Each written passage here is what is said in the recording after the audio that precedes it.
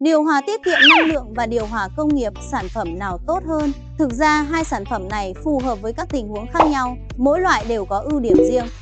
Điều hòa tiết kiệm năng lượng phù hợp cho xưởng mở có bụi, mùi hôi và dầu mỡ. Chi phí đầu tư thấp, tiêu thụ điện ít, đồng thời có thể cung cấp không khí trong lành, thông gió, tăng hàm lượng oxy trong xưởng và bay hơi. Điều hòa tiết kiệm điện còn được gọi là điều hòa công nghiệp, phù hợp với xưởng kín cần hiệu quả làm mát tốt, có thể sánh ngang điều hòa thông thường và tiết kiệm 50% điện năng so với điều hòa truyền thống. Đó là ưu điểm của điều hòa công nghiệp. Vì vậy, mỗi phân xưởng khác nhau chúng tôi sử dụng thiết bị làm mát khác nhau. Tất cả sản phẩm có thể tồn tại trên thị trường, ắt hẳn có lý do và giá trị, chỉ là địa điểm ứng dụng khác nhau mà thôi.